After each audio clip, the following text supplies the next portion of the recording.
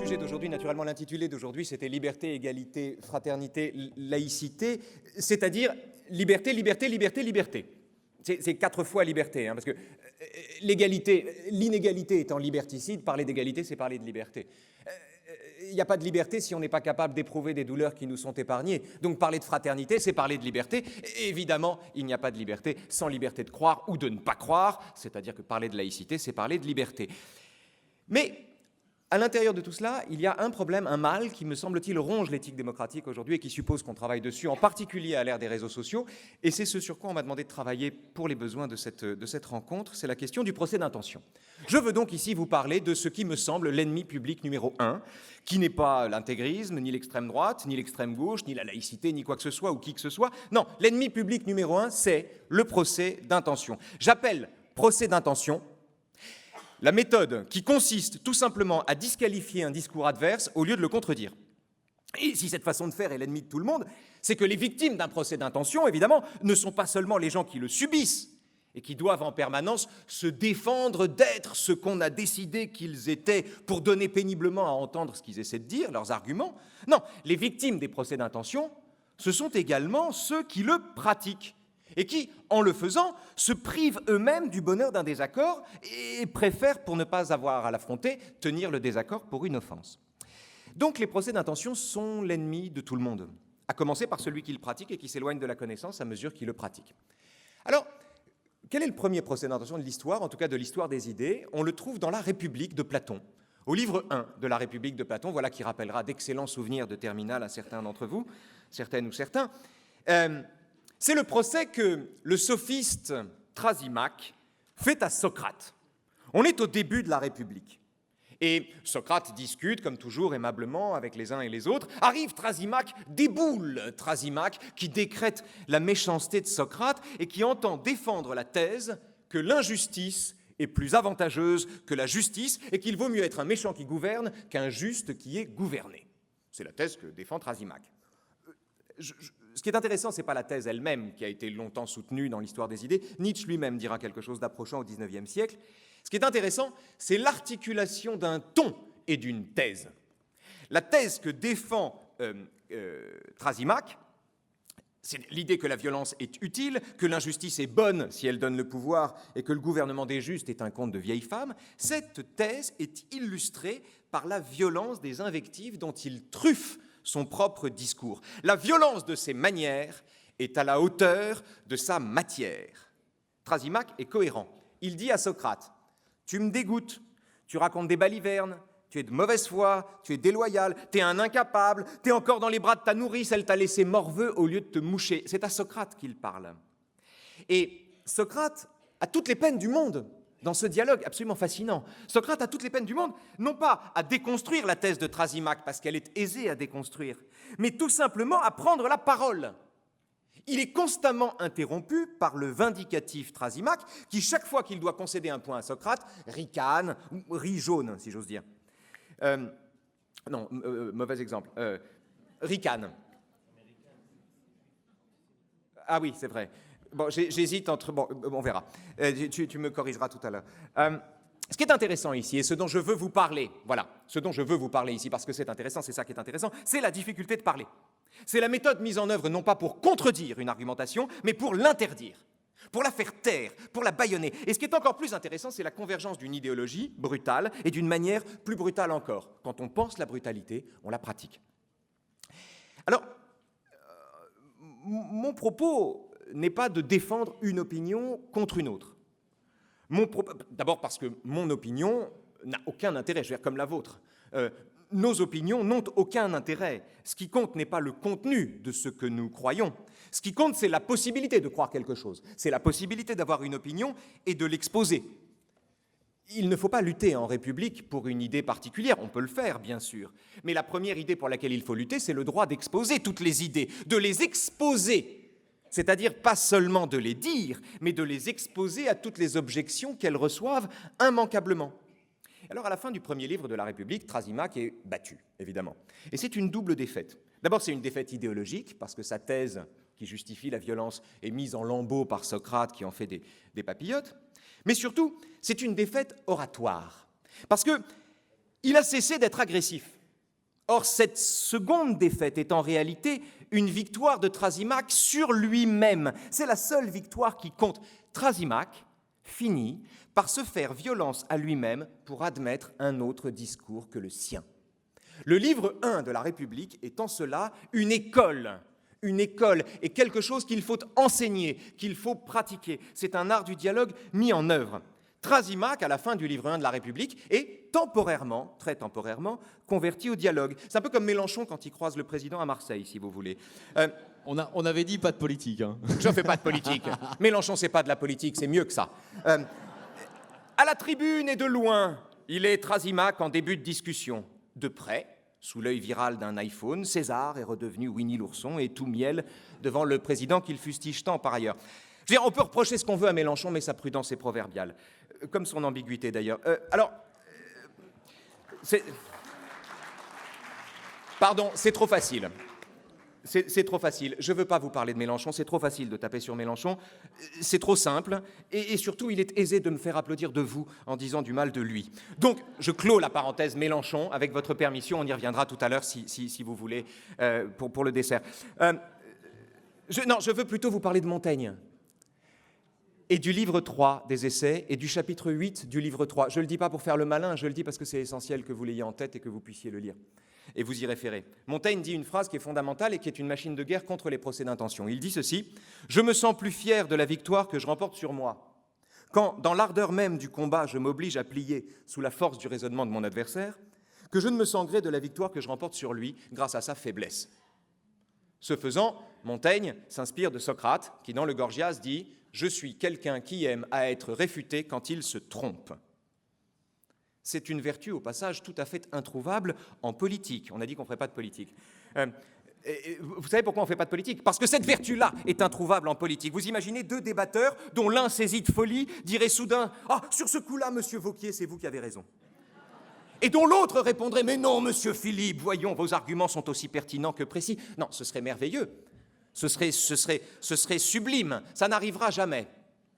Parce qu'évidemment, un homme politique est aussi le légat d'un discours qu'on espère le voir tenir.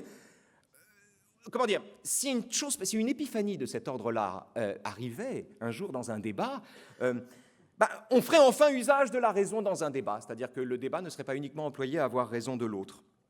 Mais je voudrais prendre un exemple plus précis. Au hasard, prenons la question, le conflit israélo-palestinien. Permettez-moi de mettre les pieds dans le plat, tant que deux opinions et deux appartenances se feront face et s'aboiront à la gueule, le conflit n'a aucune chance de trouver son terme. Non parce qu'il n'existe pas de possibilité d'accord, ça on a vu que les possibilités existaient, mais parce qu'il n'existe aucun désir d'accord. Ce que je veux dire ici, c'est que les gens qui se détestent n'ont aucune envie que ça cesse. La haine est une jouissance dont on se prive à regret. Celui qu'on déteste, on l'adore, en tout cas on a besoin de lui. Un adversaire, on le combat. Un ennemi, on le préserve. Des gens qui s'opposent sont des gens qui s'appuient l'un sur l'autre. Des gens qui se contredisent sont des gens qui se font vraiment la guerre, mais la guerre au-dessus de la ceinture, j'y viendrai. C'est la raison pour laquelle, encore une fois, à mon avis, il n'y a aucune chance pour que le face-à-face des opinions débouche sur la concorde ou sur un accord. La seule chose qu'on puisse espérer dans un conflit comme celui-là, étant donné la nature même des discours en présence, c'est une trêve, le temps de reprendre son souffle avant de gueuler de nouveau. Mais la trêve n'est pas la concorde. Et la concorde est rendue impossible par la façon dont les gens se battent. Au lieu de se contredire, ils s'opposent. Au lieu de discuter, ils se font face. C'est le rôle d'ailleurs des dirigeants, c'est le rôle des dirigeants d'inviter leurs ouailles à penser contre elles-mêmes au lieu de les flatter. Chaque fois qu'il y a une tragédie dans cette histoire, chacun dit exactement ce qu'on attend de lui. Chacun fait rigoureusement valoir les arguments de son camp. Les uns dénoncent les crimes de guerre de Tsahal, les autres dénoncent les provocations du Hamas. Les uns s'indignent de la disproportion entre les moyens militaires d'une armée et les roquettes ou les lance-pierres d'une résistance, entre guillemets. Les autres font valoir la disproportion entre un territoire minuscule et l'ensemble des voisins qui ont juré sa perte. Je veux dire, vous connaissez tout ça par cœur. Ce qu'on connaît moins, par définition, c'est l'expérience inouïe pour laquelle je plaide ici, que serait le jour où, partant du principe qu'il y a un peu de vérité, et ça n'est pas du relativisme parce que la vérité est répandue à dosage différencié, dans chaque camp, les porte-paroles se feraient soudain miraculeusement les avocats du camp d'en face. Attention, il ne s'agit pas pour moi de mettre les protagonistes sur le même plan. ou les antagonistes sur le même plan. Que les choses soient claires. Le Hamas est un mouvement terroriste dont la charte prévoit la destruction de l'entité sioniste et dont la disparition serait une nouvelle merveilleuse pour tout le monde et d'abord pour les Palestiniens. Israël est un État dont la disparition, comme dit Jean Kelevitch, serait un épisode monstrueux, donc il n'y a aucune équivalence ici. Mais imaginez que le président du CCIF se mettent soudain à dénoncer les provocations du Hamas, et la charte débile d'un mouvement terroriste, et la guerre des images qui vaut à certains d'envoyer leurs propres enfants au front dans l'espoir qu'ils deviennent des martyrs. Imaginez que le président du CRIF s'indigne que Tsahal tire à balles réelles sur les manifestants, et de la disparité des conditions de vie d'un bord à l'autre de la frontière, et de ses contrôles incessants, etc. Bref, imaginez qu'au lieu de conforter les leurs, l'un et l'autre disent ce qu'ils n'ont pas envie d'entendre. Raymond Aron, en 1950, invité à Berlin pour faire un discours sur l'Europe, Berlin-Ouest naturellement, Raymond Aron commence son discours en disant « Je vous dirai aujourd'hui ce que je crois vrai et non ce que vous auriez plaisir à entendre ». C'est la raison pour laquelle Aron n'a jamais pu faire de politique. Il n'a jamais pu faire de politique. Il a essayé 2 fois. Une fois, il a pris sa carte à la SFIO, une fois au RPF. Les 2 fois, il est parti. Il a dit « Dans la jungle, la velléité ne pardonne pas ». C'est comme ça. Il ne pouvait pas faire de politique. Il n'arrivait pas à penser avec la moitié du cerveau, si vous voulez. L'autre qui en était incapable, c'était Albert Camus. Albert Camus, qui, en 1938, signe les premiers articles sur la misère en Kabylie et qui refuse, évidemment, au moment de la guerre d'Algérie, de soutenir les attentats du FLN. Dans les 2 cas, Aron comme Camus, si vous voulez, ils sont incapables de prendre parti, c'est-à-dire de s'amputer d'un parti. Alors, bref, ce n'est pas l'éducation qui permet de lutter contre la guerre, c'est ça que je veux dire ici, c'est la pédagogie. Et ce qui est si rare et qui mettrait peut-être un terme à la guerre, c'est la capacité de penser en se mettant à la place de l'autre, ou à la fin d'une vérité, d'envisager la vérité d'en face. Parce que, qu'est-ce que c'est que la guerre, en première instance? Qu'est-ce qu'on entend quand on parle de guerre? Qu'est-ce qu'on dit quand on parle de guerre? Qu'est-ce qu'on raconte? La guerre, ça désigne la calcification par la violence d'opinions qui, dans l'urgence, dans la crainte, choisissent de se prendre pour des vérités. La meilleure façon de contrarier l'avènement d'un conflit, c'est de mettre la vérité en partage et donc de penser contre soi-même. Pour que la paix ne soit pas un vœu pieux, il faut paradoxalement, surtout en temps de crise, que le goût des autres l'emporte sur la crainte de déplaire aux siens. Alors, je vous donne juste un exemple. Vous connaissez tous l'expression « raison garder ». Il faut raison garder. En général, c'est une expression qu'on emploie pour dire qu'il faut éviter les sujets qui fâchent. Or, raison garder, c'est pas ça. Raison garder, c'est se faire le gardien de la raison, c'est-à-dire, tout au contraire, mettre sur la table les sujets qui fâchent en considérant qu'aucun des deux ne détient la vérité. Raison garder, c'est se faire le gardien de la raison, c'est se faire le gardien de la rationalité, c'est refuser d'avoir raison de l'autre et essayer au contraire d'être communément dans une démarche rationnelle. Donc quand je vous parle de Montaigne, dont la victoire est de changer d'avis, ou de Socrate, qui se définit comme quelqu'un qui aime à être réfuté quand il se trompe, je ne vous parle pas de Jean Molasson qui change d'avis ou de Rousseau, si vous voulez, qui s'incline à la première brise venue. Non, je vous parle de guerriers. Je vous parle de vrais guerriers, de guerriers loyaux qui acceptent et réclament la contradiction et, ce faisant, enseignent à qui veut bien les lire le goût de combattre en frappant au-dessus de la ceinture et en créant un espace de dialogue où les choses avancent. Leur méthode est le doute. Ils adorent qu'on leur donne tort, ils veulent changer d'avis. Autant dire qu'ils sont invincibles et que d'ailleurs, l'histoire en témoigne, toujours la victoire leur est promise. Détenir la vérité, c'est la mettre en détention et se condamner soi-même à la chaleur trompeuse d'un dogme.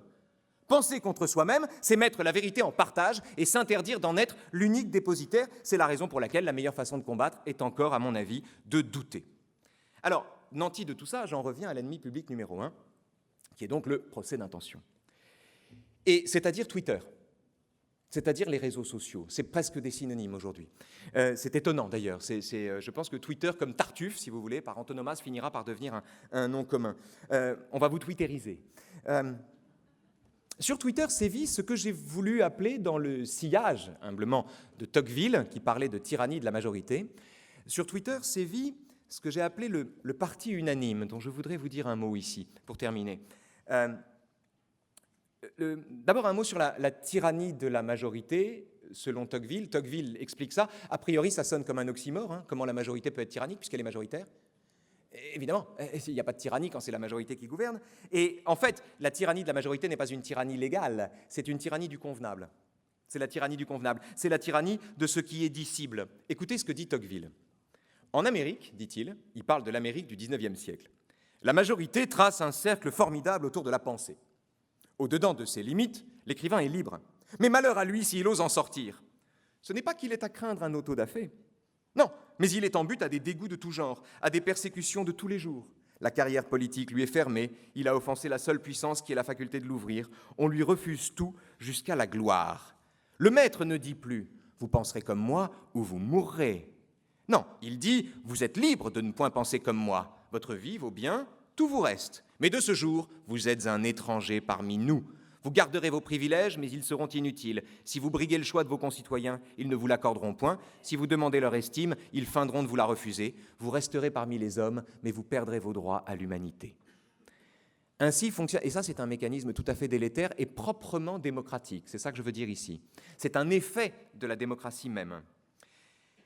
Or, le parti unanime, qu'est-ce que c'est ? C'est exactement la même chose. Quand vous êtes en ligne, vous êtes confronté, non pas à des opinions, parce que tout à l'heure j'ai entendu naturellement avec intérêt M. Herzog parler de la haine en ligne. Mais la haine, si vous voulez, si vous faites la guerre à la haine, enfin, si vous êtes frontal face à la haine est contente. C'est tout elle ne demande que ça. Elle n'a besoin que de cela. Donc on peut naturellement dénoncer la haine, communier dans la dénonciation de la haine. C'est formidable, c'est inutile. Mais c'est très bien. Ça s'arrête là, et ça donne bonne conscience, surtout. En revanche, on peut déconstruire les mécanismes de haine, c'est-à-dire déconstruire la source même, la souche de la haine. Ce n'est pas tant le contenu détestable de certaines opinions qui doit nous indigner, c'est la façon dont ces opinions essaient d'empêcher toute autre opinion de s'exprimer. Le problème, ce n'est pas la haine, le problème, c'est l'intolérance. Le problème, c'est un réseau social qui célèbre le débat et qui passe son temps à le censurer. Le problème, c'est le mécanisme délétère par lequel un réseau si puissant que celui-là célèbre le débat tout en l'empêchant.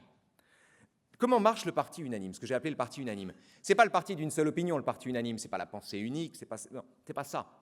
C'est le parti de toutes les opinions qui se prennent pour des vérités et qui communient dans l'excommunication. Par exemple, pour devenir socialiste, il en reste, il faut en principe adhérer aux valeurs de gauche. Pour devenir républicain, avec un tout petit R, il faut adhérer aux valeurs de droite. Mais pour avoir sa carte au parti unanime, il suffit d'être un zombie. Et des zombies, on en trouve dans tous les camps, c'est ça que je veux vous dire ici. J'entends par zombie quelqu'un qui, mort à la pensée, entend vous nuire pour la seule raison que vos opinions lui déplaisent. Quelqu'un dont l'énergie est consacrée à remplacer le débat, où l'on frappe au-dessus de la ceinture à coups d'arguments, par un combat, où tous les coups sont permis, à commencer par les coups bas. L'ennemi du débat, l'adversaire collectif, l'adversaire de tous, encore une fois, l'ennemi public numéro 1, n'est pas le dépositaire d'une opinion infâme ou caricaturale qu'il essaierait d'imposer aux autres. L'ennemi, c'est le dépositaire d'un comportement qui transcende les opinions, d'une modalité haineuse du dogmatisme, uniquement attaché à décrire l'adversaire comme un ennemi, à déduire ce qu'il dit de ce qu'on croit qu'il est et à discréditer son point de vue pour en éviter l'examen. L'ennemi est là. Et c'est le propre du parti unanime. Quand on met, par exemple, alors c'est intéressant ça, quand on met au pluriel le nom d'un parti dans l'espoir de réussir, vous avez remarqué ça que désormais les noms de partis deviennent pluriels. Donc c'est plus le parti républicain, c'est les républicains. Bientôt ce sera les socialistes, s'ils sont plusieurs. Avant il y a eu les frondeurs, il y a les marcheurs. Alors En Marche, puis les marcheurs. Ce qui est intéressant, c'est que le mouvement qui consiste à pluraliser le nom d'un parti sonne comme le sens de l'histoire. On va dans le sens de l'histoire puisqu'on pluralise le nom d'un parti. On s'ouvre, on est à l'ère horizontale des réseaux sociaux, justement. On est tous ensemble, on est pluriel. Mais quand vous pluralisez le nom d'un parti, ça veut dire que vous interdisez toute forme de dissidence. Pensez à Virginie Calmels chez les Républicains. Chez les Républicains, les traîtres, comme dit Laurent Wauquiez sur un ton martial, n'ont pas de place dans notre famille politique. C'est-à-dire que plus on pluralise le nom d'un parti, plus on se donne les moyens de traiter l'opinion dissidente comme une faction, comme une sédition. C'est un système soviétique. Dans les soviets, quand les décisions étaient prises à l'unanimité du peuple pour refuser ou pour contester une décision, il fallait être l'ennemi du peuple. Donc, se méfier toujours du fait qu'en pluralisant les noms de partis, en mettant du pluriel dans les noms de partis, en réalité, on empêche le pluralisme à l'intérieur même des partis. C'est une des modalités du parti unanime. L'autre modalité, c'est évidemment le procès d'intention. C'est-à-dire chaque fois, les moments où pour échapper à une question, on dénie à son interlocuteur le droit de la poser. Par exemple, si vous critiquez le mot islamophobie, en faisant valoir qu'il indexe, je ne sais pas moi, la critique d'une religion sur la détestation de ses participants, de ses pratiquants, le parti unanime vous traitera de raciste ou d'islamophobe. Si vous défendez le maintien de ce mot, le parti unanime vous traitera d'islamiste ou d'amis des islamistes. Si vous critiquez Israël, le parti unanime vous traitera d'antisémite. Si vous défendez Israël, le parti unanime vous traitera de tous les noms. Si vous faites ingénument valoir que, tout en étant salutaire et nécessaire, balance ton porc expose aussi au déni de la présomption d'innocence, le parti unanime vous présentera comme le défenseur du patriarcat. Le seul but du parti unanime n'est pas de débattre, c'est de tuer le débat qu'il redoute, c'est de tuer la nuance. L'ennemi du parti unanime n'est pas le racisme, ça n'est pas l'antiracisme, ça n'est pas les bourgeois, ça n'est pas les prolétaires, c'est pas Israël, c'est l'esprit de finesse. C'est la nuance que le parti unanime veut abattre, ou le goût de regarder des deux vérités et de donner sa chance à un argumentaire qui n'est pas le sien.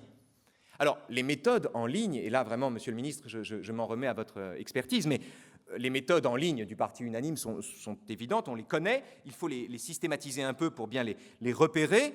Évidemment, l'essentialisation. Si vous dites ceci, c'est que vous êtes cela, donc on vous enferme dans l'identité qu'on vous attribue. Le procès d'intention, si vous dites ceci, c'est que vous avez un agenda discret et une idée derrière la tête. Le moyen, c'est la falsification, on détourne un peu vos paroles, on les réinterprète librement, voici ce qu'à peu de choses près vous avez dit, donc ce que vous dites n'est pas recevable. Et enfin, le mode opératoire, c'est la horde. En ligne. On est des centaines, on est des milliers à considérer que vous ne pouvez pas penser ce que vous pensez puisque vous êtes ce que vous êtes. Et du coup, eh ben, on va le dire en espérant que ça devienne une vérité. Le problème, c'est que ça devient une vérité. Le problème, c'est qu'à l'ère du recouvrement du réel par la news, ce genre de démarche prend la place du réel même. Encore une fois, Tocqueville l'avait décrit au XIXe siècle, et les conséquences de ce mécanisme proprement démocratique sont incalculables, et je ne vois pas d'autre combat que celui-là en vérité. Parce que le résultat, c'est que, au lieu de consister en une discussion entre gens de bonne volonté sur le racisme et l'antiracisme, sur les façons de lutter contre la pauvreté, ou bien de travailler précisément la question même du dialogue, tout débat se résume à des crachats collants auxquels on essaie de répondre sans trop s'abaisser soi-même. Balance ton porc, par exemple, au lieu de chercher ensemble le meilleur moyen de ne pas transformer cet appel en pousse au crime et en déni de la présomption d'innocence, au lieu de faire entendre des arguments, on perd son temps à démontrer le droit de les dire, même quand on est un homme, sans être taxé du pire. De façon générale, au lieu de produire de la dialectique, d'avoir la vérité en partage et la civilité pour viatique, et je ne connais pas d'autre définition de la liberté publique que celle-là, les protagonistes en sont réduits à s'entretuer, c'est-à-dire à s'opposer. Au lieu de mettre la vérité en partage, de se pencher sur elle, on vous enferme dans l'identité qu'on vous attribue, comme on assigne à résidence un délinquant potentiel. De sorte qu'au lieu de vous comprendre, on vous juge. Et quand au lieu de vous comprendre, on vous juge, on vous préjuge. Tout l'enjeu du parti unanime et tout l'enjeu d'un combat démocratique, l'enjeu du parti unanime est d'opposer les individus. L'enjeu du combat démocratique, c'est d'installer les conditions d'une contradiction véritable à l'intérieur de l'opposition. Il n'y a pas de démocratie, il n'y a pas de paix sans la possibilité de s'engueuler, c'est-à-dire sans la possibilité de se contredire. Or, précisément, ce dont la haine à l'œuvre nous prive, c'est de la possibilité de nous engueuler. Engueulons-nous. Merci de votre attention.